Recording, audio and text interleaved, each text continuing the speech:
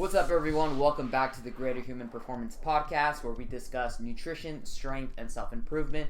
Today's podcast is going to shock you. From a registered dietitian, we are going to talk about the one thing that social media has convinced you is the reason why you're not reaching the health and fitness goals that you've set out for yourself, and why it is complete bullshit. A lot of people tend to give a little bit too much attention and priority to specific food ingredients, whether it's modified, whether it was produced in a factory, whether it comes in a box, whether there's food coloring, whether it's organic or not organic. These are all important factors to an extent, and that extent ends where it starts to take priority over how many calories are you eating? Are you even eating enough? Are you eating too much? What's your protein content? What's your carbohydrate content? What's your dietary fat content? Are you drinking alcohol? Are you exercising? Are you not exercising? Are you drinking water? Are you sleeping enough?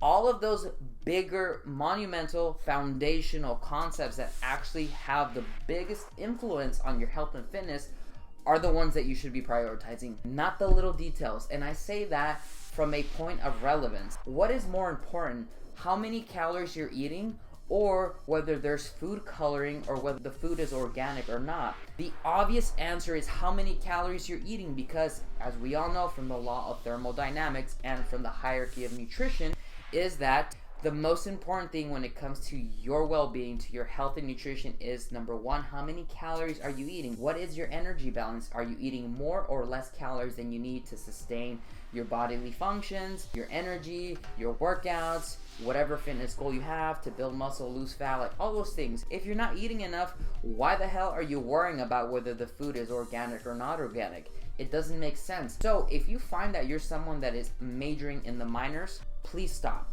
Please stop giving your attention, your time, your energy to the little details that are going to have less than 10% of an influence on your actual results. Shift all of that time, energy, and attention to the things that are actually going to have an influence on your health and fitness goals. Without a doubt, if you start making this mental adjustment, you're going to look at everything in such a different way that it's actually going to influence and encourage you to keep doing the things that you're doing. If you stop worrying about the organic foods and just focus on getting food in general, perhaps food that is higher in vitamins and minerals, that are micronutrient dense, that are whole foods, without having to worry about them being organic or not organic, you're probably going to be more inclined to eat those foods without having to stress about them being organic or not. You're not going to have to force yourself to drive to Whole Foods or Sprouts or wherever you go. You're not going to force yourself to pay 2-3 times the price that you normally would for regular food that is not organic and not feel bad about yourself. Those are all examples that we should take into account when it comes to our actual health and fitness goals in the long term and in the big picture. And if you found value in this video,